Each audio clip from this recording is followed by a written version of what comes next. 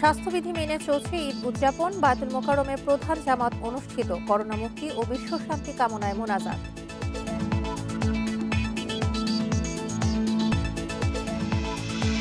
পেশাগত দায়িত্ব পালনে পরিবারের বাইরে জরুরি সেবায় নিয়োজিতদের ঈদ, অন্যদের উদযাপন নির্বিঘ্ন করায় গুরুত্ব।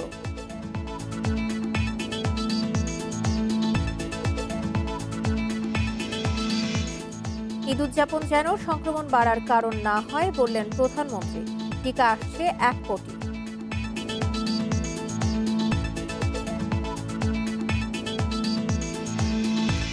করোনা পরিস্থিতিতে গেল আরও একটি ঈদকেন্দ্রিক অর্থনীতি। নিত্যপণ্যের চাহিদা থাকলেও বিলাসী পণ্য বেচা কেনায় ভাটা।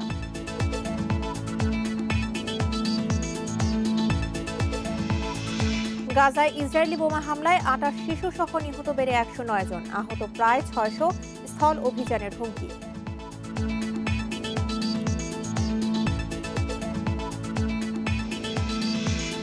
ঈদ মুবারক। স্বাগত সকাল 9টার 1 ঘন্টার বিরতিহীন ইন্ডিপেন্ডেন্ট সংবাদে আপনাদের সাথে আছি সঞ্চারী মজিদতমা। শুনছিলেন শিরোনাম, চলে যাচ্ছে এবার পুরো খবরে।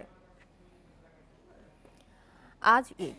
1 মাস সিয়াম সাধনার পর করোনা পরিস্থিতিতে দ্বিতীয়বারের মতো মুসলমানদের সবচেয়ে বড় ধর্মীয় উৎসব ঈদ উল ফিতর উদযাপন করছে দেশবাসী। এর মধ্যে বায়তুল মোকাররম জাতীয় মসজিদে হয়েছে ঈদের প্রধান জামাত। এতে স্বাস্থ্যবিধি মেনে শামিল হন মুসল্লিরা। জামাতে ইমামতি করেন সিনিয়র ইমাম মুফতি মিজানুর রহমান। বায়তুল মোকাররমে পর্যায়ক্রমে আজ 5টি জামাত। এখন হচ্ছে তৃতীয় জামাত, এরপর পর্যায়ক্রমে হবে সকাল 10টা ও পৌনে 11টায়। তবে এর আগে সকাল 6টায় রাজধানীর গুলশানের আজাদ মসজিদে অনুষ্ঠিত হয়েছে ঈদের প্রথম জামাত। করোনা মুক্তি ও মুসলিম উম্মাহ সহ সারা বিশ্বের শান্তি কামনায় করা হয়েছে মোনাজাত। এদিকে সারা দেশে ঈদের নামাজে করোনার স্বাস্থ্য সুরক্ষার ব্যবস্থা নিশ্চিত করতে সবাইকে অনুরোধ জানিয়েছে ইসলামিক ফাউন্ডেশন। বাংলাদেশের জাতীয় মসজিদ, এই জন্য সবার সাথে একত্রে অনেক লোক একসাথে নামাজ আদায় করার সওয়াবের কাজ, এই জন্য আমরা এখানে আমার ছেলেকে সাথে করে আসছি। আমরা এটি করোনা মহামারীর মাঝে আজ ঈদ উদযাপন করছি, সুতরাং সবাই সুস্থ থাকবেন, নিরাপদ থাকবেন, স্বাস্থ্যবিধি মেনে চলবেন এবং ঢাকার বাইরে যারা নারীর টানে বাবা মার কাছে গিয়েছেন, পরিবারের কাছে গিয়েছেন, যেহেতু এখনও নিষেধাজ্ঞা বিধি নিষেধাজ্ঞা রয়েছে, সেহেতু বিধি নিষেধাজ্ঞা প্রত্যাহার হওয়ার পরেই আপনারা ঢাকা ফিরে আসবেন। ঈদ জামাতের আরো খবর জানাতে যোগ দিচ্ছেন আমাদের সহকর্মীরা। শুরুতেই যাচ্ছি জাতীয় মসজিদ বায়তুল মোকাররমে, সেখানে আছেন আমাদের সহকর্মী নূরে আলম। নূরে আলম, এখন সেখানে কি অবস্থা বিরাজ করছে? আইন শৃঙ্খলা বাহিনীর পরিস্থিতি কেমন দেখছেন? ঈদের তৃতীয় জামাত এরই মধ্যে শুরু হয়ে গিয়েছে এবং নামাজ চলছে।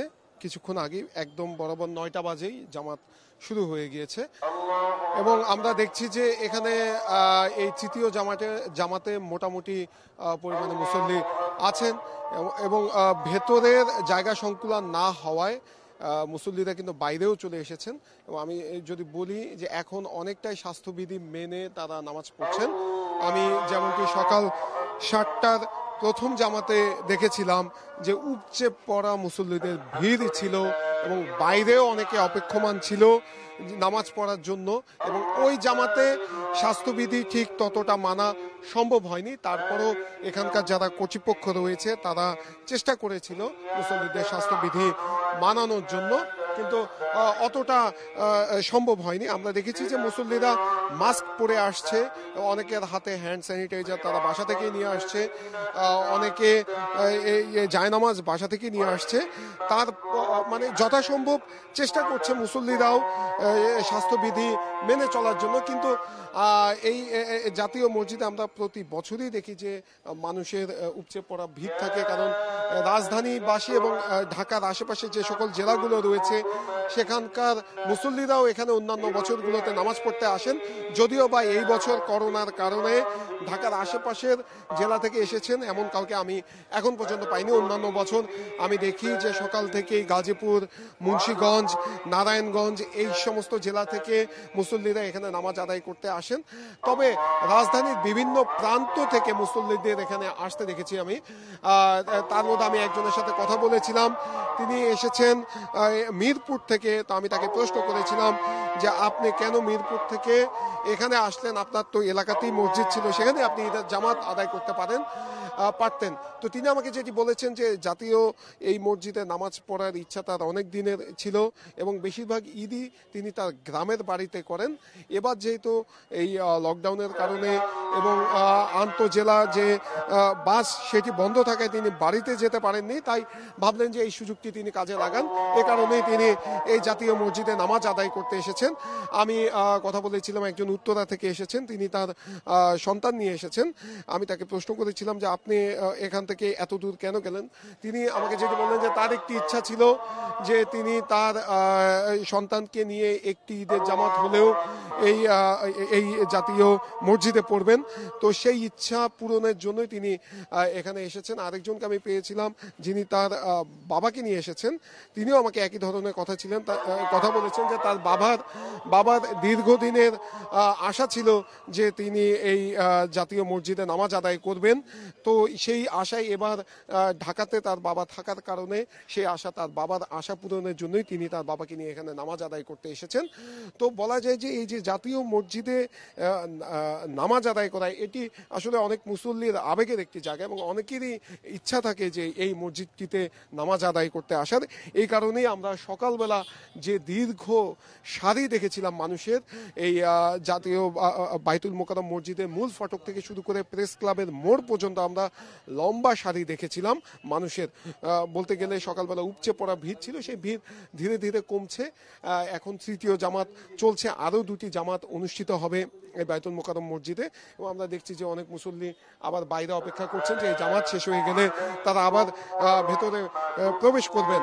তো আমি এর আগে যে দুটি জামাত অনুষ্ঠিত হয়েছে তার মোনাজাতের পরে আমি মুসল্লিদের কাছে জানতে চেয়েছিলাম যে তারা কি দোয়া করেছেন। প্রায় সকলেই আমাকে জানিয়েছেন যে তাদের একটাই আল্লাহর কাছে চাওয়া যে করোনার কারণে গত 1.5 বছর ধরে পুরো পৃথিবী যেভাবে অচল হয়ে আছে, এই অচল অবস্থা থেকে পৃথিবী মুক্তি পাক, সেই সঙ্গে এই করোনা ভাইরাস দ্রুত চলে যাক, এই সাথে তারা দেশ ও জাতির জন্য দোয়া করেছেন, তাদের পরিবার পরিজনের জন্য দোয়া করেছেন এবং এই করোনা ভাইরাস থেকে যাতে তাদের পরিবারের সকল সদস্য, তাদের পরিচিত এবং অপরিচিত সকলেই যাতে মুক্ত থাকে সেই দোয়া তারা করেছেন। সেই সঙ্গে অনেকে আমাদেরকে জানিয়েছেন যে ঈদ মানে আনন্দ, সেই সঙ্গে ঈদুল ফিতরের মূল শিক্ষা সম্প্রীতি, মানবিকতা, আর এই শিক্ষা যাতে প্রকৃতভাবে এই দুর্যোগের সময় মানুষ কাজে লাগায় এমনটি প্রত্যাশা অনেকেই জানিয়েছেন। আর এই ঈদের দিনে যে আনন্দ, সেই আনন্দ তারা সবার মাঝে ছড়িয়ে দেওয়ার প্রত্যাশাও ব্যক্ত করেছেন অনেক মুসল্লি। আর এখানকার আইন শৃঙ্খলা পরিস্থিতি নিয়ে যদি আমি বলি, আমরা দেখছি যে সকাল থেকেই পুরো বাইতুল মোকাররম মসজিদ নিরাপত্তার চাদরে মুড়ে দেওয়া হয়েছে। এখানে পুলিশ, র্যাব সহ আইন শৃঙ্খলা রক্ষাকারী বাহিনীর অন্যান্য সদস্যরাও নিয়োজিত রয়েছেন। এই ছিল আমার কাছে এখানকার সবশেষ তথ্য। নুরে আলম, সঙ্গেই থাকুন। এবার আমরা যাচ্ছি গুলশান আজাদ মসজিদে, সেখানে আছেন আমাদের সহকর্মী খালেদ রায়হান। আজাদ মসজিদে এখন কি কি আনুষ্ঠানিকতা চলছে এবং এখন কততম জামাত অনুষ্ঠিত হচ্ছে? আইন শৃঙ্খলা বাহিনীর পরিস্থিতি নিয়েও একটু জানাবেন। সকাল 6টায় এখানে প্রথম জামাত অনুষ্ঠিত হয়, তারপরটি হয় সকাল 7:30টায়। এখন তৃতীয় জামাতের যে প্রস্তুতি সেটি চলছে। সকাল 9:30টার দিকে এই জামাত যে অনুষ্ঠিত হবে, ইতিমধ্যে মুসল্লিরা কিন্তু মসজিদে প্রবেশ করতে শুরু করেছেন। আমি যদি একটু দেখাই, যেহেতু সরকারি নির্দেশনা রয়েছে যে মাঠে, ময়দানে কিংবা ঈদগাতে জামাত পড়া যাবে না, সেক্ষেত্রে মসজিদেই একাধিক জামাতের মাধ্যমে কিন্তু এই ঈদের যে নামাজ সেটিকে নিশ্চিত করা হচ্ছে। এবং এই গুলশান আজাদ মসজিদ আমরা সকালবেলাও ঠিক যেমনটি দেখেছিলাম, এখনও কিন্তু পরিস্থিতি অনেকটাই সেরকম, খুব বেশি মানুষের চাপ নেই। যারাও আসছেন তারা অনেকটাই শৃঙ্খলাভাবেই আসছেন এবং গাড়ি প্রবেশের জন্য একটি আলাদা গেট রয়েছে এবং মানুষ যারা পথচারী, যারা পায়ে হেঁটে আসছেন তাদের জন্য আলাদা একটি ফটক রয়েছে, সেদিক দিয়ে তারা প্রবেশ করছেন। এবং ভিতরে যারা নামাজ আদায় করছেন সেই ক্ষেত্রে যেই নির্দিষ্ট বা নিরাপদ দূরত্ব বজায় রাখার কথা বলা হয়েছে সেটিকে পালন করে তারা নামাজ পড়ছেন। এবং একটি জামাত থেকে আরেকটি জামাত একটু দীর্ঘ সময় রাখা হয়েছে, তার কারণটি হচ্ছে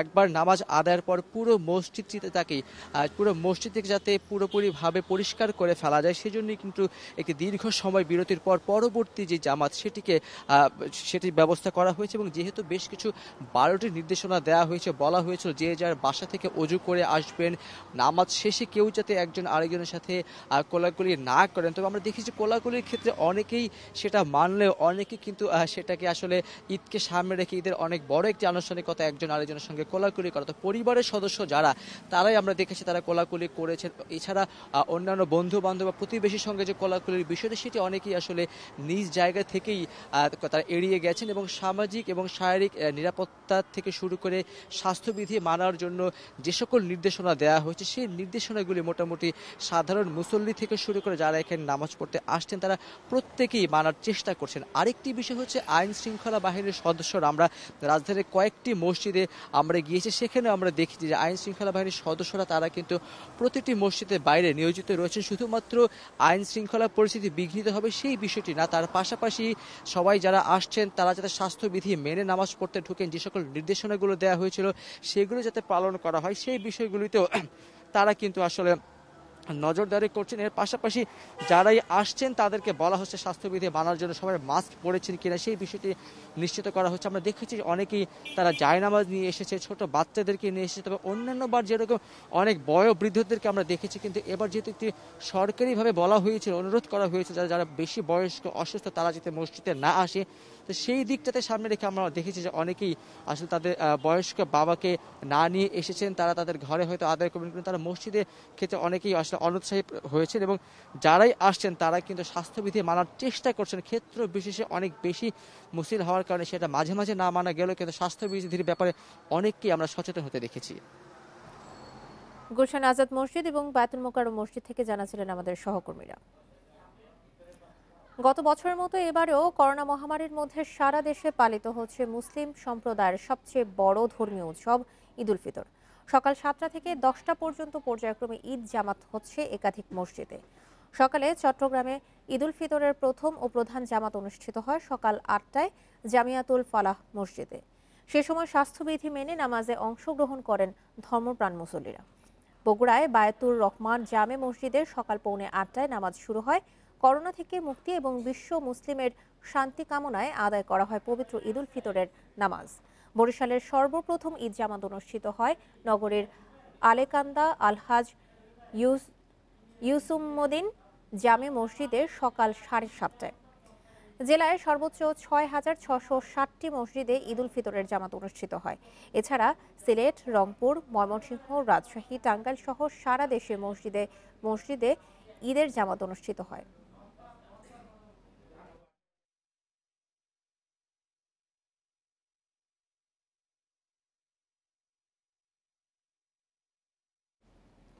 ঈদের নামাজের খবর জানাতে সিলেট হজরত শাহজালাল মাজার থেকে যুক্ত হচ্ছেন আমাদের সহকর্মী মাধব কর্মকার।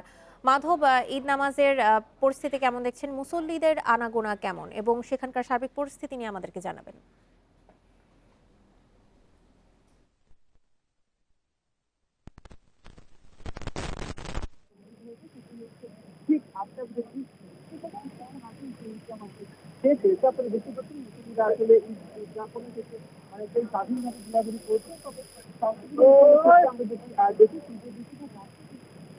পরিধান করেছে কিন্তু ব্যক্তিগত জায়নামাজ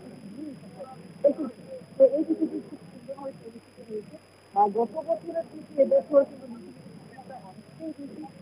তবে একটু বিষয় বলতে চাই সেটি হচ্ছে গত বছর সামাজিক দূরত্ব বা একজন মুসলিমকে কয়েকজন মুসলিম দূরত্ব বজায় রেখে নামাজ আদায় করে এবছর অন্যান্য বছরের মধ্যে আসলে একই কাতারে সমান্তরভাবে সবাই নামাজ আদায় করেছে।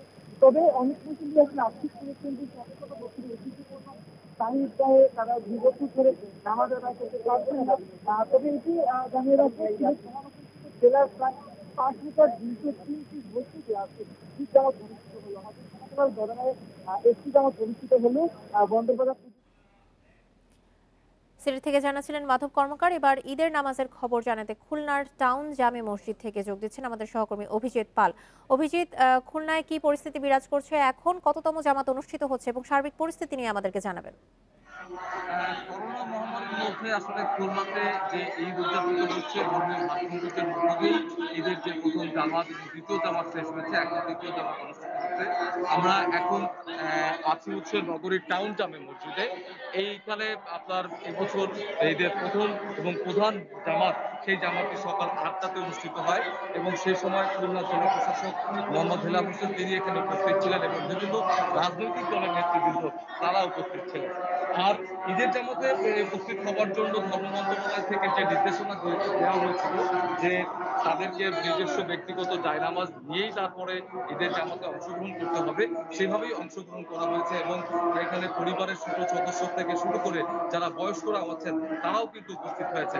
এবং আমরা মুসল্লিদের সাথে যখন কথা বলেছি তারা বলেছেন আসলে যে বর্তমান পরিস্থিতি কাটিয়ে যেন আবার যে স্বাভাবিকতা, সেই স্বাভাবিকতা যাতে আর দ্রুত ফিরে আসতে পারে পৃথিবী, সেই আশায় তারা ব্যক্ত করেছেন এবং আজকে এই ঈদের দিনে মহান আল্লাহ তাআলার নিকট এই একই প্রার্থনায় তারা করেছেন।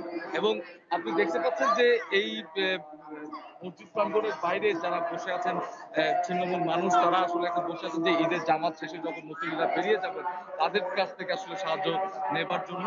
এবং ক্ষুদ্র পরিসরে আসলে মূলত এই ঈদের জামাত খুলনাতে অনুষ্ঠিত হচ্ছে, কারণ এর আগে যে ঈদের জামাতগুলো অনুষ্ঠিত হতো স্বাভাবিক সময় সেটি খুলনার সার্কিট হাউস ময়দানে অনুষ্ঠিত হতো, কিন্তু যেহেতু করোনা পরিস্থিতির মধ্যে লোক সমাগম কম এবং নিরাপদ দূরত্ব বজায় রেখে করতে হবে, এই জন্য এই টাউন জামে মসজিদে ঈদের জামাত অনুষ্ঠিত হচ্ছে এবং গত 2 বছর ধরে কিন্তু এই টাউন জামে মসজিদে ঈদের জামাত অনুষ্ঠিত হচ্ছে এবং এখানকার স্বাস্থ্যবিধি থেকে শুরু করে সকল ধরনের যে বিষয়গুলো নিশ্চিত করার জন্য আইন শৃঙ্খলা পরিস্থিতি যেমন কাজ করছে তেমনি মসজিদ কমিটিও কাজ করছে।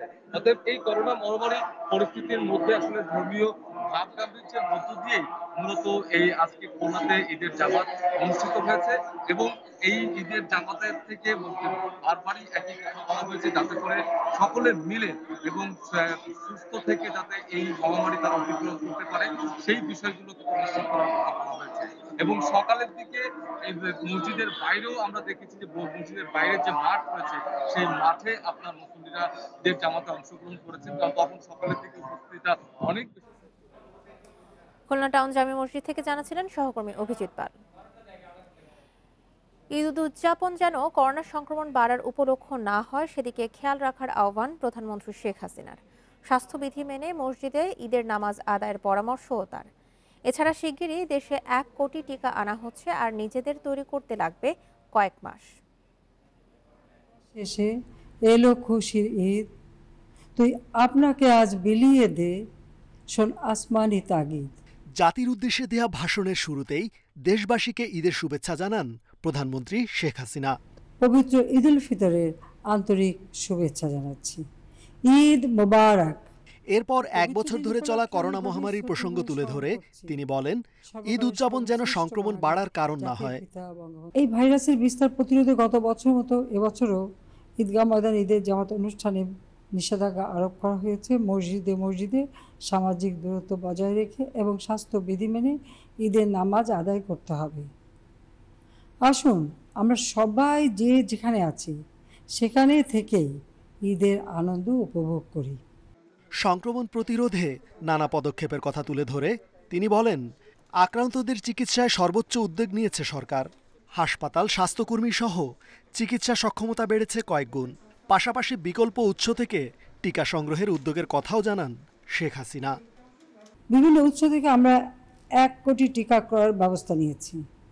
খুব শিগগিরই দেশে টিকা আনতে শুরু করবে। তাছাড়া দেশেই যাতে টিকা উৎপাদন করতে পারি সে ব্যবস্থা আমরা নিয়েছি। নিজেদের টিকা তৈরিতে কয়েক মাস সময় লাগবে। আমরা দেশের সকল নাগরিককে টিকার আওতায় নিয়ে আসব ইনশাআল্লাহ। করোনা মহামারীতে বৈদেশিক মুদ্রার রেকর্ড রিজার্ভের তথ্য তুলে ধরে সরকার প্রধান বলেন, অর্থনৈতিক ক্ষতি পুষিয়ে নিতে প্রণোদনা সহ বড় অঙ্কের সহায়তা কর্মসূচি চলমান রয়েছে। গত বছর করোনা ভাইরাস আঘাত হানার পর থেকে চলতি মাস পর্যন্ত সর্বমোট 1,29,617 কোটি টাকার সহায়তা কর্মসূচি ঘোষণা করা হয়েছে। এর মধ্যে প্রণোদনা প্যাকেজের আওতায় 21টি খাতে সর্বমোট 1,21,353 কোটি টাকা বরাদ্দ দেওয়া হয়েছে। আর অনুদান বাবদ 8,260 কোটি টাকারও বেশি টাকা বিতরণ করা হয়েছে। ভাষণের শেষে ভেদাভেদ ভুলে সবাইকে সম্প্রীতির বন্ধনে আবদ্ধ হওয়ার আহ্বান জানান প্রধানমন্ত্রী শেখ হাসিনা। মহান আল্লাহ আমাদের সহায় হন। রেজওয়ানুল হক, ইন্ডিপেন্ডেন্ট নিউজ, ঢাকা। আপনারা দেখছেন সকাল ৯টার ১ ঘন্টার বিরতিহীন ইন্ডিপেন্ডেন্ট সংবাদ। এছাড়া সংবাদে অন্যান্য খবরের সাথে আরও যা থাকছে। করোনা প্রতিরোধে বন্ধ দেশের সব পর্যটন কেন্দ্র। ঈদ কেন্দ্রিক পর্যটন ব্যবসায় ধস, ক্ষতি কাটিয়ে ওঠা নিয়ে শঙ্কা।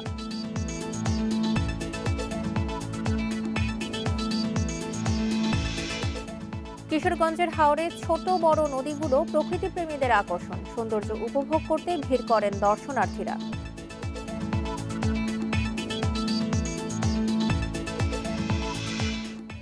করোনার কারণে হতাশায় পার হলো আরও একটি ঈদ কেন্দ্রিক অর্থনীতি। পোশাক, জুতা, খাবার সহ নিত্যপণ্যের চাহিদা থাকলেও ইলেকট্রনিক্স, আসবাবপত্রের মতো বিলাসী পণ্যের ব্যবসায় ততটা সাড়া মেলেনি। দোকান মালিক সমিতির দাবি, এই ঈদে বেচা কেনা ৫,০০০ কোটি টাকাও ছাড়ায়নি। তবে বিশ্লেষকেরা বলছেন, লেনদেন কম হলেও এবারের কেনাকাটা অনেক উদ্যোক্তার পথে বসা যাওয়া ঠেকাবে। ব্যবসায়ীদের দাবির মুখে গত ২৫ এপ্রিল খুলে দেয়া হয় দোকানপাট, শপিং মল। সব মিলিয়ে ঈদের লেনদেন হয় ১৯ দিন। শেষ মুহূর্তে বড় শপিং মল, বুটিক হাউস ও ফুটপাতে দেখা যায় ক্রেতার উপচে পড়া ভিড়। তবে নন ব্র্যান্ডের দোকানগুলো ছিল তুলনামূলক ফাঁকা। ঢাকার বাইরে বড় শহর, জেলা, উপজেলা, গ্রামগঞ্জেও ছিল ঈদের কেনাকাটার আমেজ।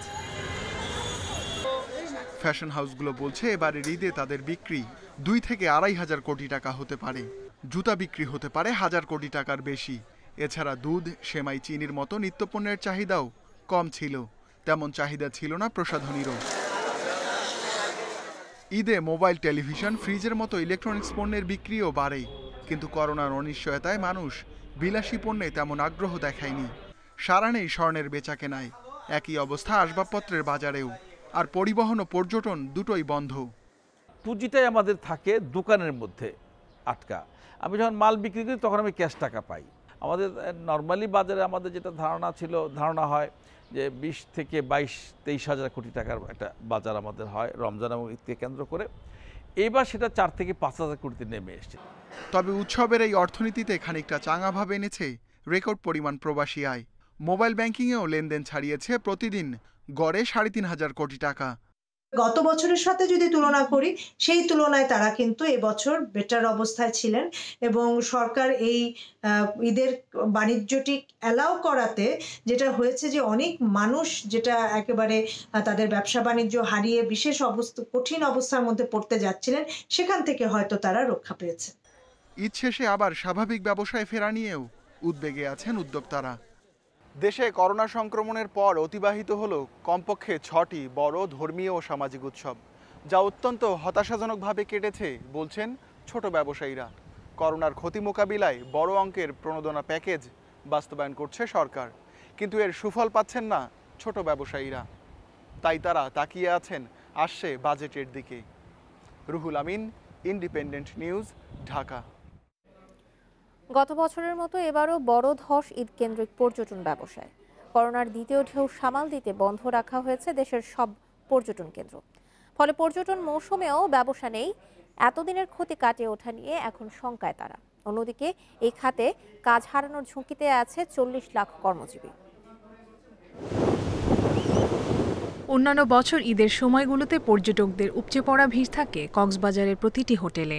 করোনার দ্বিতীয় ঢেউ সামাল দিতে গত ২ ঈদের মতো এবারও এপ্রিল থেকে বন্ধ কক্সবাজারের পর্যটন কেন্দ্রগুলো। কক্সবাজারে পর্যটন শিল্পের সাথে জড়িত ছোট বড় মিলিয়ে অন্তত ৮,০০০ প্রতিষ্ঠান। এইসব প্রতিষ্ঠানে কাজ করে ২ লাখেরও বেশি মানুষ। ঈদের পরে কবে আবার খুলবে তা এখনও অনিশ্চিত। পরপর এতগুলো পর্যটন মৌসুমে ব্যবসা না হওয়ায় ব্যাপক লোকসানের মুখে ব্যবসায়ীরা। ঈদের ব্যবসা হচ্ছে আমাদের সবচেয়ে বড় ব্যবসা। প্রতি ঈদে আমরা ৭০০ থেকে ৮০০ কোটি টাকার আমরা ব্যবসা করি। এবারেও হবে না এবং গতবারেও আমরা এই ব্যবসা করতে পারি নাই। পরে লকডাউনের কারণে সরকারকে আমরা সহযোগিতা করছি। আমাদের সমস্ত প্রিপারেশন ছিল এবং আমরা যারা পর্যটক কর্মী আমরা অধিকাংশ আমরা বেতন বোনাস পাইনি। হোটেল মোটেল বন্ধ থাকায় বেকার বসে আছেন কর্মীরা।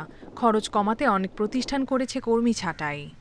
সীমিত আকারে যদি চালু করে দেয় বুঝছেন, তাহলে আমরা অন্ততপক্ষে কি বা আমরা স্যালারি পাবো, আমরা খাইতে পারবো, আমরা চলতে পারবো। এখন আমাদের চলাফেরা অনেক কষ্ট হচ্ছে। কক্সবাজার পর্যটক নগরী, কক্সবাজারের হোটেলের অবস্থা অনেকটা খারাপ। একই অবস্থা খাগড়াছড়ির পর্যটন ও বিনোদন কেন্দ্রগুলোতে। পর্যটক শূন্য হওয়ায় বাড়ছে আর্থিক ক্ষতি। আগামীতে কিভাবে ক্ষতি পোষাবেন তা নিয়ে শঙ্কিত ব্যবসায়ীরা। সরকারের নির্দেশ অনুযায়ী আমরা বন্ধ রাখছি। এখন পর্যটন টোটালি বন্ধ। সংযোজন না ঝুলন্ত ব্রিজ, ওখানে হাজার হাজার পর্যটক আসতো। এখন ওই যে করোনার কারণে পর্যটক আসতে পারছে, সেটা যার জন্য আমরা লোকসানের মুখী আর কি। ক্ষতি পোষাতে স্বাস্থ্যবিধি নিশ্চিত করে পর্যটন কেন্দ্র খুলে দেওয়া সহ প্রণোদনার দাবি ব্যবসায়ীদের। কপ্তিয়া মুমতাহানা, ইন্ডিপেন্ডেন্ট নিউজ ডেস্ক। ঈদের খুশি ভাগাভাগিতে সবাই যখন ব্যস্ত, তখন পেশাগত দায়িত্বের কারণে ঈদ উদযাপন থেকে বঞ্চিত অনেকেই। উৎসব নয়, পেশাগত দায়িত্বকেই বড় করে দেখেন জরুরি সেবার সঙ্গে জড়িত ব্যক্তিরা। নিজেরা উৎসব করতে না পারলেও সুযোগ করে দেন অন্যদের উদযাপন নির্বিঘ্ন করার। পরিবার পরিজন বন্ধুবান্ধব নিয়ে ঈদ করতে ব্যস্ত সবাই, তবে এই উদযাপন থেকে বঞ্চিত অনেক পেশার মানুষ। ঈদের দিনেও হাসপাতালে দায়িত্বরত চিকিৎসক, নার্সসহ স্বাস্থ্যকর্মীরা উৎসবে সামিল হতে না পারলেও রোগীদের সেবার মধ্যেই তৃপ্তি খোঁজেন তারা। হাসপাতালে থাকাটা একদিকে যেমন খারাপ লাগতেছে, অন্যদিকে আমাদের খুব ভালো লাগে যে আমরা রোগীদের সেবায় থাকতে পারতেছি, এই সময়টা মানুষের সেবা করতে পারতেছি। বিশেষ করে আমরা যখন এই একটা ক্রান্তিকাল অতিক্রম করছি কোভিডকে নিয়ে। অফিসের নির্দেশ এলো, মন্ত্রণালয়ের নির্দেশ এলো যে এখন আপাতত কারোর এই কর্মস্থান ত্যাগ করা যাবে না। ঈদের দিনও ব্যস্ততার মধ্যেই পার করতে হয় গণমাধ্যম কর্মীদের। উৎসবের খবরাখবর পরিবেশন করলেও বঞ্চিত থাকতে হয় ঈদ উদযাপন থেকে। সাংবাদিকদের দায়িত্বটা হলো সার্বক্ষণিক মানুষকে আপডেট রাখা। সো এই জায়গায় এখন আমি ঈদের দিন স্ত্রী পুত্র বা পরিবার পরিজন নিয়ে যদি বসে থাকি, আমার মতো যদি চিকিৎসকরাও তাই করেন, আমার মতো যদি পুলিশরাও তাই করেন, তো দেশ চলবে কী করে? সো সাংবাদিকদের কাজটা করে যেতে হবে, তাদের এটা এক ধরনের সেবা। উৎসব নির্বিঘ্ন রাখতে দায়িত্ব পালন করতে হয় পুলিশ সহ আইনশৃঙ্খলা বাহিনীর সদস্যদের। মানুষের জীবন ও সম্পদের নিরাপত্তা দেওয়ার কাজটি ঠিকঠাক মতো করতে পারলেই সফল মনে করেন নিজেদের। মানুষের সেবা করার জন্য ঈদ পালন করতে আমরা ওইভাবে পারি না, তারপরেও মানুষের সেবা করে মানুষকে ঈদ উদযাপন করার যে সুযোগ করে দেওয়ার পরে যে আমরা ডিউটি করি এবং মানুষ ঈদ উদযাপন করে, এটা আমাদের আনন্দ। দেখা যায় যে অনেকের ছুটি হয়, অনেকের হয় না। এটা আমাদের একটা ধারাবাহিক প্রক্রিয়া ছুটিটা, ঠিক আছে? সবাই যেতে পারে না, বাইটন সবাই যেতে হয়। আর ঈদের মাঝখানে যে সবাই চলে যায়, কাউকে না কাউকে তো দায়িত্ব নিতে হবে। সবাই যখন পরিবার পরিজন নিয়ে ঈদের খুশিতে ব্যস্ত, তার উল্টো চিত্র জরুরি সেবার মানুষগুলো। এই নিয়ে তাদের কোনো আক্ষেপ নেই, বরং তারা তাদের দায়িত্বকেই বড় করে দেখছেন। Mohammad Omar Faruk, Independent news, Dhaka. চীনের দেয়া উপহারের 5 লাখ সিনোফার্মের টিকা মে মাসেই দেওয়া শুরু হবে। এই টিকা দেওয়া হবে মেডিকেল শিক্ষার্থী, নার্সিং শিক্ষার্থী ও মেডিকেল টেকনোলজিস্টদের। এছাড়া বাংলাদেশে অবস্থান করা চীনা নাগরিকদেরও উপহারের টিকা দেওয়া হবে বলে জানিয়েছে স্বাস্থ্য অধিদপ্তর। চীন থেকে উপহার হিসেবে পাঠানো 5 লাখ ডোজ করোনা ভাইরাসের টিকা বাংলাদেশের কাছে হস্তান্তর করা হয়েছে বুধবার। এখন এই টিকা দেয়া শুরু হবে ঈদের পরই। তবে তার আগে কিছু মানুষকে টিকা দিয়ে এর পার্শ্ব প্রতিক্রিয়া পর্যবেক্ষণ করা হবে। সেই সংখ্যা কত তা এখনও নির্দিষ্ট করা হয়নি। পর্যবেক্ষণে ইতিবাচক রিপোর্ট মিললে গণটিকা কার্যক্রমে সিনোফার্মের টিকা ব্যবহার করা হবে। আমরা মে মাসেই শুরু করতে চাই, আমরা জুন পর্যন্ত যেতে চাই না। তার কারণ হচ্ছে আমাদের প্রত্যাশা হলো আমরা যে টিকাটি চীনের কাছ থেকে কিনবো বলে আমরা যেটি সরকার ঠিক করেছে, সেটিও আমরা আশা করছি মে জুন মাসের মধ্যে আমরা পেতে থাকবো। এবং তখন আমাদেরকে কিন্তু নিয়মিত ভিত্তিতে যে টিকা কর্মসূচিটি আছে সেটি কিন্তু আমাদের তখন চালিয়ে যেতে হবে। চীন যে টিকা পাঠিয়েছে তা 2 ডোজ করে 2.5 লাখ মানুষকে দেয়া যাবে। তবে এই টিকা সাধারণ মানুষকে না দিয়ে নির্দিষ্ট কিছু শ্রেণী পেশার মানুষকে দেয়া হবে। যারা মেডিকেল ছাত্র আছেন, যারা নার্সিং পেশায় পড়াশোনা করছেন, স্টুডেন্টরা যারা আছেন, ইনস্টিটিউট অফ হেলথ টেকনোলজিতে যারা পড়াশোনা করছেন, অর্থাৎ এই 3টা ক্যাটাগরির ছাত্রছাত্রীরা যারা প্রত্যক্ষ পরোক্ষভাবে রোগীর সংস্পর্শে আসেন, ল্যাবরেটরিতে কাজ করেন, তাদেরকে প্রথমে এই ভ্যাকসিনটি দিয়ে তাদেরকে ইমিউনাইজ করা হবে। 5 লাখ টিকার মধ্যে বাংলাদেশে কর্মরত চীনা নাগরিকদেরও টিকা দেয়া হবে। চীনা নাগরিকদের টিকা দেওয়ার জন্য এখনো তালিকা চূড়ান্ত হয়নি। চীনের পক্ষ থেকে অনুরোধ আছে, সেটি আমরা অত্যন্ত গুরুত্বের সঙ্গে বিবেচনা করছি, কারণ বাংলাদেশের উন্নয়ন অগ্রযাত্রায় চীন অত্যন্ত ঘনিষ্ঠ একটি মিত্র বা অংশীদার। চীন থেকে আরো 4 থেকে 5 কোটি ডোজ টিকা কেনার প্রক্রিয়া চলছে। Mahmudul Hasan, independent news, Dhaka. Public বিশ্ববিদ্যালয়ে গবেষণার জন্য আগামী অর্থ বছরে 100 কোটি টাকা বরাদ্দ হচ্ছে। করোনা ভাইরাস নিয়ে গবেষণায় এবার বেশি গুরুত্ব। মঞ্জুরি কমিশন বলছে, গবেষণার পরিবেশ সৃষ্টি করার জন্য সব ধরনের সহযোগিতা বিশ্ববিদ্যালয়গুলোকে দেওয়া হবে। করোনা ভাইরাস নিয়ে ঢাকা বিশ্ববিদ্যালয় সহ কয়েকটি পাবলিক বিশ্ববিদ্যালয় গত বছর গবেষণা শুরু করে, কিন্তু অর্থ সংকটে তা খুব একটা এগোয়নি। এমনকি বন্ধ হয়ে যায় জিনোম সিকোয়েন্সিংয়ের কাজও। গবেষণা সংকট নিয়ে ব্যাপক আলোচনার মুখে বিশ্ববিদ্যালয় মঞ্জুরি কমিশন বলছে, 49টি পাবলিক বিশ্ববিদ্যালয়ের জন্য আগামী অর্থ বছরে প্রাথমিকভাবে 5,875 কোটি 81 লাখ টাকার বাজেট করা হয়েছে। এর মধ্যে গবেষণা খাতে 100 কোটি টাকা বরাদ্দ দেয়া হচ্ছে, যা চলতি অর্থ বছরের চেয়ে 38 কোটি টাকা বেশি। আরো যদি বাড়াতে হয়, আমরা আগামী যে বাজেট অ্যাসেসমেন্টে যাবে সেখানেও বাড়াবো। আমি মৌলিক এবং প্রায়োগিক গবেষণা করতে হলে আমাদের যদি বরাদ্দ আরো বাড়াতে হয়, সেক্ষেত্রে আমরা কার্পণ্য করবো না। অর্থাৎ গবেষণাকে সর্বোচ্চ গুরুত্ব দিতে হবে। গবেষণায় বরাদ্দ বাড়ায় খুশি বিশ্ববিদ্যালয়ের শিক্ষকরা। যথেষ্ট বিজ্ঞানী আমাদের বাংলাদেশে আছেন এবং ওনারা সক্ষমতা আছেন এবং ওনারা কাজ করতে পারেন। সেক্ষেত্রে আমাদের যে 100 কোটি টাকার যা বলা হচ্ছে, সেটা আরও বেশি করলে আরও ভালো হবে। শিক্ষা গবেষকরা বলছেন, সক্ষমতা অনুযায়ী বিশ্ববিদ্যালয়গুলোর মধ্যে অর্থ বরাদ্দ করতে হবে, সেই সঙ্গে নিশ্চিত করতে হবে স্বচ্ছতাও। আর্থিক অবস্থা যদি ভালো না থাকে, মানে রিসার্চে যদি পর্যাপ্ত বরাদ্দ না থাকে, গবেষণা আসলে আগাবে না। সারা বিশ্বে যেখানে গবেষণার অর্থ ব্যয় করতে হবে, আপনি আউটপুট পাবেন। সেই ধরনের ল্যাব বা সেই ধরনের বিভাগকে দিতে হবে যাদের সক্ষমতা রয়েছে, দিয়ে সেটা থেকে আউটপুটটাও আদায় করে নিতে হবে। সংশ্লিষ্টরা বলছেন, গবেষণায় বরাদ্দ বাড়ানোর পাশাপাশি যোগ্য গবেষকরা সেই টাকা পাচ্ছেন কিনা সেদিকে নজর রাখতে হবে। সেই সঙ্গে যেখানে অর্থ বরাদ্দ হচ্ছে, সেখানকার গবেষণার ফল কি আসছে সেদিকেও গুরুত্ব দিতে হবে। নূরে আলম, ইন্ডিপেন্ডেন্ট নিউজ, ঢাকা। 16 মের পর আরেক দফা বাড়ছে লকডাউন, আর এর মেয়াদ 7 দিন হতে পারে বলে ইঙ্গিত দিয়েছেন জনপ্রশাসন প্রতিমন্ত্রী ফরহাদ হোসেন। এছাড়া মাস্ক পরা বাধ্যতামূলক করতে পুলিশকে দেয়া হতে পারে বিচারিক ক্ষমতা। করোনার দ্বিতীয় ঢেউ মোকাবিলায় 14 থেকে 21 এপ্রিল পর্যন্ত সর্বাত্মক লকডাউন দিয়েছিল সরকার।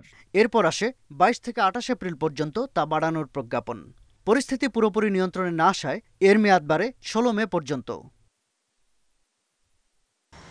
শুরুতে কঠোর বিধিনিষেধের কথা বলা হলেও এ লকডাউন চলেছে ঢিলেঢালাভাবেই। লকডাউনের মেয়াদ যখন প্রায় শেষের দিকে, তখন নতুন সিদ্ধান্তের কথা জানালেন জনপ্রশাসন প্রতিমন্ত্রী। আমরা আমাদেরটা কমিয়েছি আমাদের বিধিনিষেধের মধ্য দিয়ে, কিন্তু এই ঈদ উপলক্ষে যেভাবে মানুষজন এই যে মাস্ক না পরা, তারপরে কিছু সংখ্যক লোক এই যে বাড়িতে যাওয়া, এই বিষয়গুলো কিন্তু আমাদেরকে ভাবাচ্ছে এবং আমাদের ধারণা যে এটাও একটা সায়েন্স, হয়তোবা ঈদের পরে আবার বেড়ে যাবে। তো সেই আশঙ্কা থেকে হয়তো আমাদের পরিকল্পনা, আমরা চিন্তা ভাবনা করছি যে ঈদের পরে আরও 1 সপ্তাহ আমরা এই বিধিনিষেধটাকে আমাদের চলমান রাখা। ভারতীয় ভ্যারিয়েন্ট শনাক্ত হওয়া সহ করোনার সার্বিক পরিস্থিতি বিবেচনায় স্বাস্থ্যবিধি নিশ্চিতে সরকার আরও কঠোর হবে বলে ইঙ্গিত দিয়েছেন তিনি।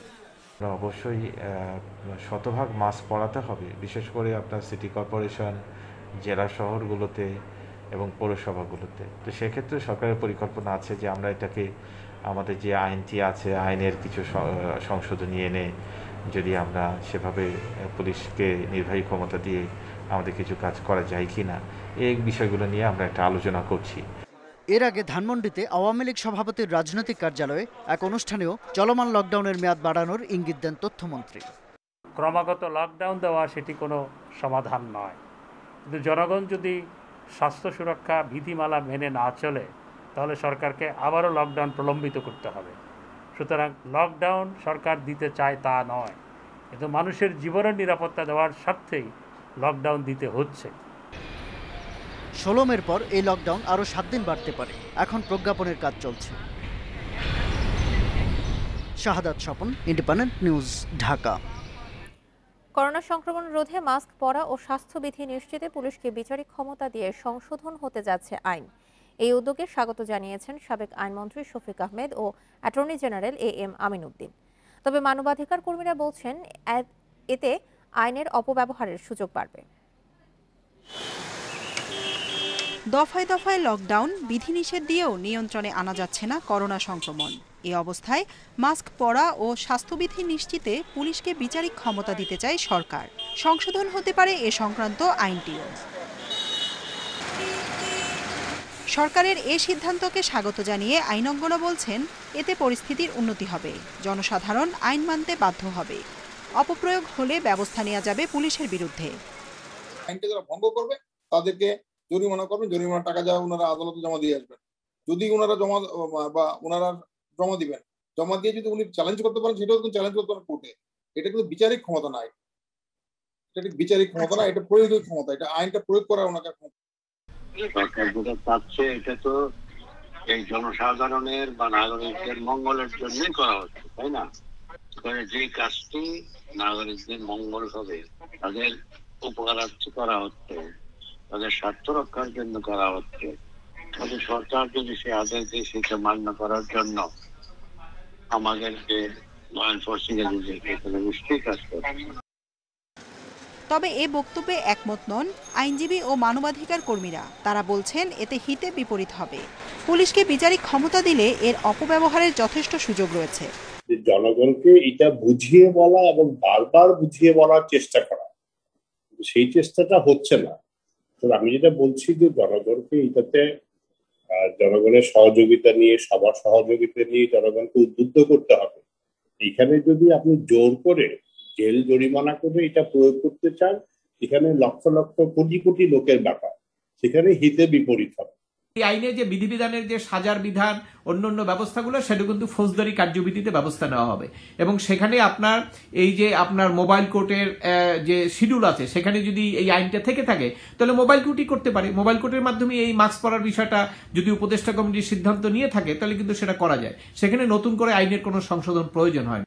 দিতে পারেন ম্যাজিস্ট্রেটের হাতে ক্ষমতা সাময়িক একটা, যে 15 দিন 2 সপ্তাহ, কিন্তু এর অপব্যবহার হবে না, এইটা কিন্তু তাদের নিশ্চিত করতে হবে, পুরোপুরি নিশ্চিত করতে হবে। তা নাহলে পরে আরেকটা কালো কানুন হিসাবে এটা প্রতিফলিত হবে। বিচারিক ক্ষমতা পেলে করোনার স্বাস্থ্যবিধি না মানলে জেল জরিমানা করতে পারবে পুলিশ। জান্নাতুল ফেরদাউস তানভি, ইন্ডিপেন্ডেন্ট নিউজ, ঢাকা। প্রাণীর সংখ্যা বেড়ে যাওয়ায় বিপাকে মিরপুর জাতীয় চিড়িয়াখানা। সেখানে ধারণ ক্ষমতার অতিরিক্ত সংখ্যায় রয়েছে চিত্রাহরিণ, জলহস্তী, ময়ূর, জেব্রা ও ইমু পাখি। এর মধ্যে হাতির বিনিময়ে 7টি আফ্রিকান প্রাণী আনার চুক্তি হয়েছে মিশরের গিজা চিড়িয়াখানার সাথে। নুরে আলম প্রাণী পরিচর্যাকারী, প্রায় 3 দশক ধরে মিরপুর জাতীয় চিড়িয়াখানায় জলহস্তী দেখাশোনার দায়িত্বে। তার হাত ধরে দেশে প্রথম জলহস্তী টিটো ডায়নার ঘরে শাবকের জন্ম। এরপর একে একে জলহস্তীর 21টি ছানা এসেছে চিড়িয়াখানায়, যাদের প্রজন্ম ছড়িয়ে আছে বঙ্গবন্ধু সাফারি পার্ক, রংপুর চিড়িয়াখানা, ডুলাহাজরা সাফারি পার্ক ও কুয়েত চিড়িয়াখানায়। প্রজনন ভালো হওয়ায় চৌবাচ্চায় এখন রয়েছে 13টি জলহস্তী, অথচ এই গড়াদের ধারণ ক্ষমতা মাত্র 7টির। আমার আর মাত্র কিছুদিন মাত্র চাকরি আছে, মনে হয় এখনই ওইগুলির কথা মনে পড়লে যেন আমার গলা শুকাই যায়। কেমন জানি খুবই খারাপ লাগে। এটা কেমনে আপনারা বুঝাবো যে আমার ছেলে মেয়েরে যেরকমের আমি আদর করে লালন পালন করছি, তার সাথে বেশি সময় আমি এই চিড়িয়াখানা জলহস্তী দিয়েছি। 3টি শেডের চিত্রাহরিণ রয়েছে প্রায় 350, প্রতি সপ্তাহে জন্মাচ্ছে বাচ্চা। থাকার জায়গা নেই বলে 1,40,000 টাকায় জোড়া বেচতে চায় কর্তৃপক্ষ। রূপের রানী ময়ূরের খাঁচাও পূর্ণ, 1 লাখ টাকা জোড়া দরে যে কেউ এখান থেকে কিনতে পারেন ময়ূর। নতুন 2 শাবক মিলে 7 জেব্রায় গড়াত পূর্ণ। অতিরিক্ত থাকায় 1 জোড়া জেব্রা পাঠানো হচ্ছে রংপুর চিড়িয়াখানায়। ইমু পাখির খাঁচাতেও অতিরিক্ত বাচ্চা। এমন অবস্থায় মিশরের গিজা চিড়িয়াখানার সাথে প্রাণী বিনিময় চুক্তি হয়েছে। আফ্রিকান 7 প্রাণীর বিনিময়ে হাতি চায় তারা। তাদেরও সারপ্লাস কিছু আফ্রিকান স্পিসিস, এগুলোর লিস্ট আমাদের কাছে দিছে, এবং আমরা ওইখান থেকে কি কি দিতে পারবো সেরকম একটা তাদেরকে পাঠাইছি। এটার মাঝখানে কোভিড-19-এর জন্য বন্ধ হয়ে আছে। কর্তৃপক্ষ বলছে, অতিরিক্ত প্রাণীদের ভিন্ন চিড়িয়াখানায়, সাফারি পার্ক ও প্রতিবেশী দেশের সাথে বিনিময়ের সুপারিশ করা হয়েছে। আমার একটা প্রজাতির কম আছে, আমরা সেটা নিলাম, অথবা বিলুপ্ত প্রায় তারা আমাকে একটা দিল, আমি এটা দুটো নিলাম। এটা হয়তো টাকার অঙ্কে বিনিময়টা হবে না, এটা হবে অ্যানিমেল, যে আমার চিত্রা হরিণ বেশি হয়েছে, আমি 10টা চিত্রা হরিণ দিয়ে আমি হয়তো একটা সিংহ আমি তাদের কাছ থেকে চাবো। সো এইভাবে বিনিময়ের দিকে আমি ইঙ্গিত করে আমি একটা চিঠি পাঠিয়েছি। মৎস্য ও প্রাণী সম্পদ মন্ত্রণালয় বলছে, প্রাণী ও দর্শনার্থীদের সুবিধার্থে মিরপুর ও রংপুর চিড়িয়াখানাকে আধুনিকায়নের মাস্টার প্ল্যান হাতে নেওয়া হয়েছে। Shahriar Anirban, independent news, Dhaka. New ইয়র্কের জ্যামাইকায় হলো প্রবাসী বাংলাদেশিদের সবচেয়ে বড় ঈদ জামাত। থমাস এডিসন হাই স্কুল মাঠে স্থানীয় সময় বৃহস্পতিবার সকাল 9টায় ঈদ জামাত অনুষ্ঠিত হয়েছে। এতে অংশ নেন 10,000-এরও বেশি বাংলাদেশি। সবার মুখেই ছিল মাস্ক, তবে উপেক্ষিত ছিল সামাজিক দূরত্ব। জ্যামাইকা ছাড়াও জ্যাকসন হাইটস, ব্রুকলিন, ব্রঙ্কস, ওজন পার্ক, ম্যানহাটন, স্টেটেন আইল্যান্ড সহ যুক্তরাষ্ট্রের সব অঙ্গরাজ্যে খোলা মাঠে ঈদ জামাত অনুষ্ঠিত হয়। সর্বোচ্চ নিরাপত্তায় ঈদের শুভেচ্ছা বিনিময় করেন সিনেটর, কংগ্রেস সহ স্থানীয় জনপ্রতিনিধিরা।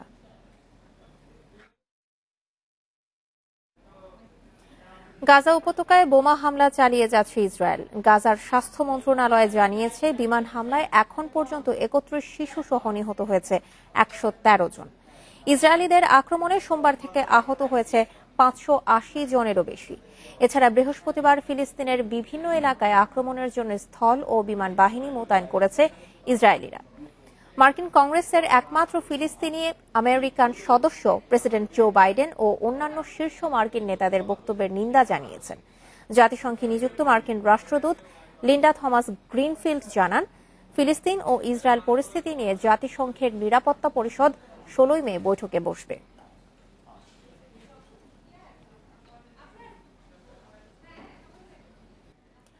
মহামারীর সময়ে এসেছে খুশির উপলক্ষ।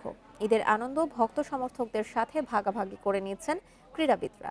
সামাজিক যোগাযোগ মাধ্যমে ঈদের শুভেচ্ছা জানিয়েছেন তামিম, মুশফিক, সাদউদ্দিনরা। করোনার সময় তাগিদ দিয়েছেন বাড়তি সতর্কতার। দেশবাসীকে স্বাস্থ্যবিধি মেনে উদযাপন করার পরামর্শ দিয়েছেন তারা। ব্যক্তিগত উদ্যোগেই নিম্ন আয়ের মানুষদের পাশে দাঁড়িয়েছেন অনেকেই। সবাই সচেতন থাকলে কাটিয়ে ওঠা যাবে খারাপ সময়। মহামারীর কালো ছায়া থেকে বের হয়ে উদযাপন করা যাবে আগামীর ঈদ, আশাবাদী ক্রীড়াবিদরা।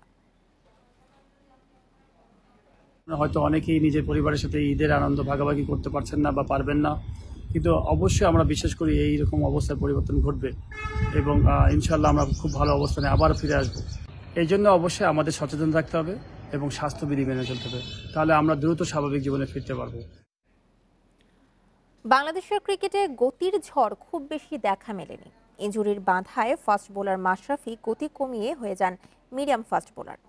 অন্য পেসাররাও সেই পথ অনুসরণ করেন, তবে তাসকিনকে পেয়ে দূর হয় সেই অপূর্ণতা। মাঝে খারাপ সময় গেলেও আবারও পুরনো তাসকিনকে ফিরে পেয়েছে বাংলাদেশ। গতির ঝড় আর যাতে না থামে সেই লক্ষ্যের কথা জানিয়েছেন এই ফাস্ট বোলার। টাইগার ক্রিকেটে আইকনিক উদযাপন। মিরপুর থেকে অ্যাডিলেড, মাশরাফির সাথে তাসকিনের এমন উচ্ছ্বাসের আদুরে নাম ম্যাশকিন, যা ক্রিকেটের আলোচিত মুহূর্তগুলোর অন্যতম। ধূমকেতুর মতো উত্থান, ভারতের বিপক্ষে 5 উইকেট নিয়ে শুরু। স্বপ্নযাত্রায় একের পর এক বিশ্বকাপ চ্যাম্পিয়ন্স ট্রফিতে খেলেছেন, তবে হঠাৎই কালো মেঘে ছেয়ে যায় তাসকিনের জীবন। 2017 সালের শেষ দিকে শুরু হয় বাজে সময়। ইনজুরি ফর্মহীনতা দূরে ঠেলে দেয় জাতীয় দল থেকে। ফলে এক সময়ের অপরিহার্য তাসকিন 2019 বিশ্বকাপের দর্শক। সেই কান্না তো এখনও মনে করিয়ে দেয় 2011 বিশ্বকাপে মাশরাফির কান্নাকে। 3.5 বছর পর ফিরতে পেরেছেন টাইগার জার্সিতে।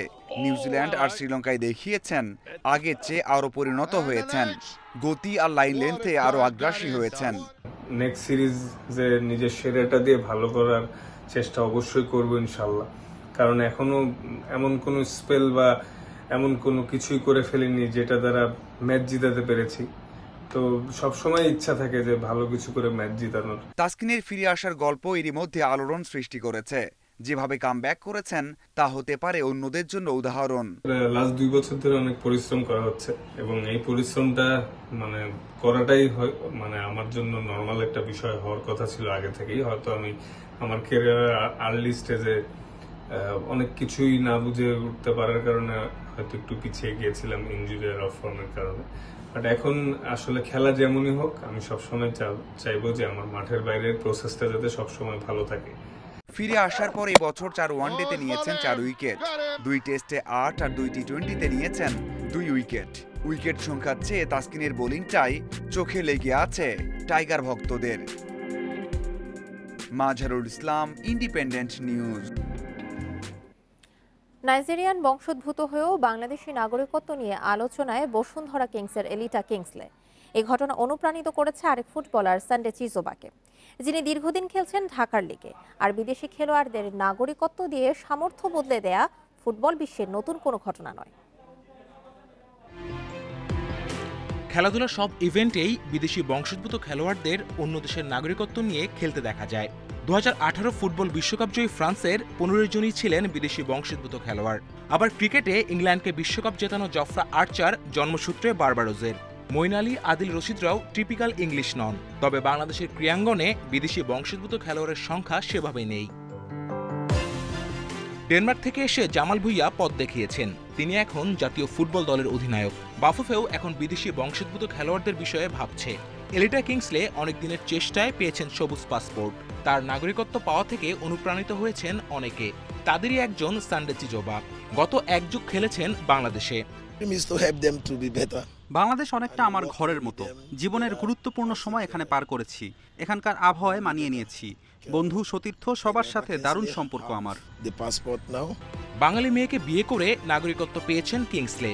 সানডেরও ইচ্ছা আছে লাল সবুজ জার্সিতে খেলার, তবে তিনি চান সবাই মেনে নিলে আর বাফুফে চাইলে সেটা হতে পারে। বাংলাদেশের হয়ে খেলার ইচ্ছা তো অবশ্যই আছে। সুন্দর অনেক স্মৃতি আছে এখানে। ফুটবলের সবচেয়ে বড় শক্তি দর্শক। তারা যদি আমাকে মেনে নেয় তখন নাগরিকত্ব নিয়ে চিন্তা ভাবনা করব। স্ট্রাইকিং যখন বেঙ্গল টাইগারদের বড় সমস্যা, তখন কিংসলে সানডেদের দিয়ে সেটা দূর করলে সমস্যা কোথায়? Kamrul Hasnat, independent news, Dhaka. বিরতিহীন ইন্ডিপেন্ডেন্ট সংবাদ শেষ করার আগে শিরোনামগুলো জানিয়ে দিচ্ছি আরেকবার। স্বাস্থ্যবিধি মেনে চলছে ঈদ উদযাপন। বায়তুল মোকাররমে প্রধান জামাত অনুষ্ঠিত। করোনা মুক্তি ও বিশ্ব শান্তি কামনায় মোনাজাত।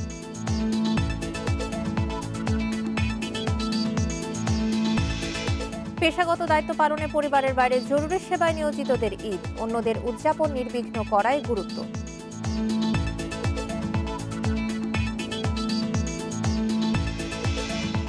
ঈদ উদযাপন যেন সংক্রমণ বাড়ার কারণ না হয় বললেন প্রধানমন্ত্রী। টিকা আসছে 1 কোটি।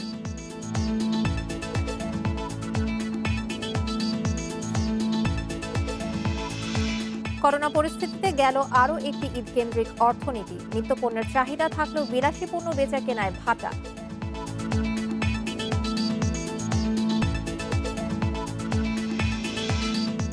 গাজায় ইসরায়েলি বোমা হামলায় 28 শিশুসহ নিহত বেড়ে 109 জন, আহত প্রায় 600। স্থল অভিযানের হুমকি।